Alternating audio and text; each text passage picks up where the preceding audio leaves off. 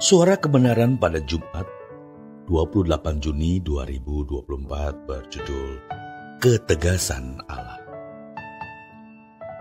Saudaraku di dalam Tuhan, ada satu hal yang kita harus benar-benar mengerti, yaitu ketika kita dalam proses pendewasaan, Tuhan sangat bertoleransi.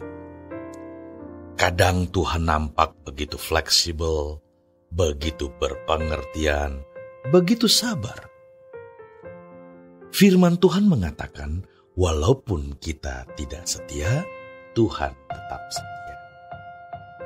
Tetapi di pihak lain tidak ada toleransi. Tuhan tegas, tidak kompromi sama sekali, yaitu ketika seseorang harus berdiri di hadapan tahta pengadilan Allah. Jikalau seseorang didapati tidak berkenan, maka dengan tugas Tuhan akan berkata, "Aku tidak kenal kamu. Enyah kamu dari hadapanku." Dalam perumpamaan mengenai bangsawan yang mengadakan pesta, sang bangsawan begitu toleransi, mengundang orang siapapun tanpa syarat. Di perempatan-perempatan jalan diserukan untuk datang ke pesta perjamuan. Tetapi ketika ada di pesta perjamuan, jika seseorang tidak mengenakan pakaian pesta, bangsawan itu tegas berkata, "Bagaimana kamu bisa ada di sini? Bunuh dia di depan mataku." Artinya, dia tidak menghormati tuan rumah yang mengadakan pesta. Sebab sebagai tanda penghormatan kepada tuan yang mengundang pesta, kita harus memakai pakaian pesta. Pikiran sesat di dalam kehidupan banyak orang Kristen adalah toleransi yang Allah berikan seakan-akan juga akan berlanjut nanti ketika orang ada di hadapan tahta pengadilan Tuhan. Sehingga yang terjadi, banyak orang tidak sungguh-sungguh memanfaatkan anugerah, yaitu kesempatan yang Tuhan berikan, di mana Tuhan dalam toleransinya, di dalam pengertian dan kesabarannya yang tinggi, namun mereka tidak sungguh-sungguh memperhatikan pertumbuhan imannya, perkembangan kedewasaan rohaninya, seakan-akan toleransi Tuhan terhadap keadaannya sekarang ini akan terus berlanjut sampai nanti di kekalan, atau berlanjut nanti di hadapan tahta pengadilan Allah.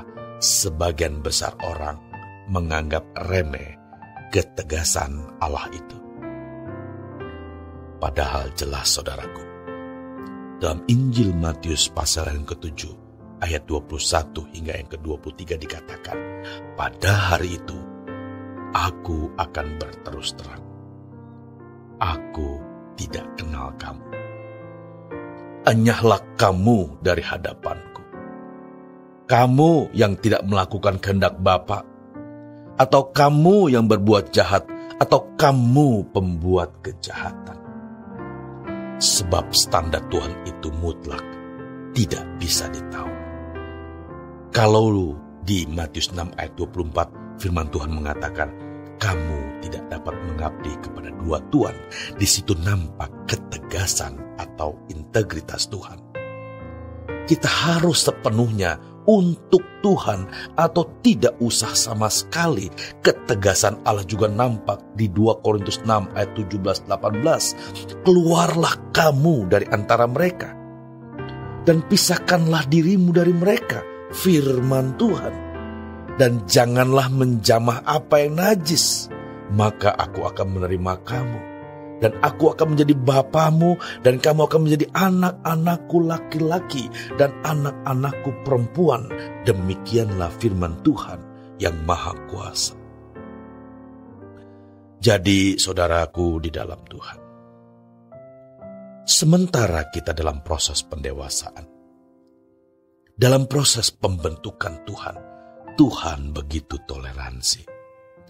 Tetapi nanti kalau sudah ada di hadapan pengadilan Tuhan, tidak ada toleransi, tidak ada kompromi sama sekali. Kalau didapati masih ada kenajisan, Tuhan tidak akan menerima. Kalau tidak melakukan kehendak Bapa, pasti ditolak. Setan menipu banyak orang dengan menyebarkan berita bahwa kesabaran Tuhan itu tidak terbatas. Sementara Alkitab mengatakan Tuhan itu panjang sabar. Kalau dikatakan panjang sabar, kalau dikatakan panjang, sepanjang apapun, hanya panjang, bukan berarti tidak terbatas. Panjang itu ada ujungnya, panjang itu ada akhirnya, dan panjang itu ada batasnya, saudaraku. Mari buka pikiran kita selebar-lebarnya, seluas-luasnya. Jangan menganggap remeh Tuhan. Jangan tidak menghormati Dia.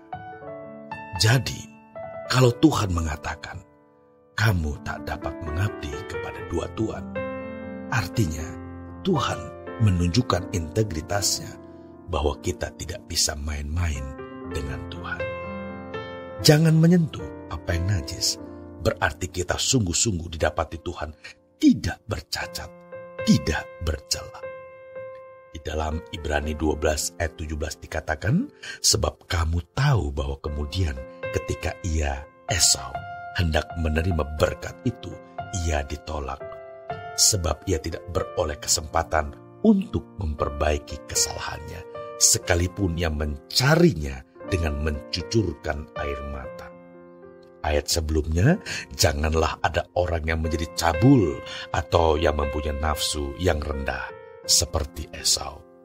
Cabul di sini bukan cabul seks, melainkan ketidaksetiaan kepada Tuhan. Nafsu yang rendah ini bukan hanya masalah moral secara umum. Oleh karena itu, saudaraku, kita harus melatih diri dan memaksa diri untuk serius memperhatikan hal ini. Pemazmur sudah menunjukkan kepada kita di dalam Mazmur 73. Siapakah gerangan ada padaku di surga selain Engkau? Selain Engkau, tidak ada yang kuingini di bumi. Ini standarnya. Dan Tuhan toleransi sekali membimbing kita. Tetapi, kalau sampai batas waktu habis, kita tidak mencapainya, Tuhan berkata, aku tidak kenal kamu. Ini bukan mengancam, tapi firman ini kiranya kita terima sebagai ancaman bagi kita yang masih butuh dan perlu diancam. Kecuali kita mengasihi Tuhan, maka firman ini berkat untuk kita bisa dipulihkan, dibarui oleh Tuhan. Jadi, ketegasan-ketegasan ini harus kita bisa memperhatikannya. Selamat berjuang, saudaraku.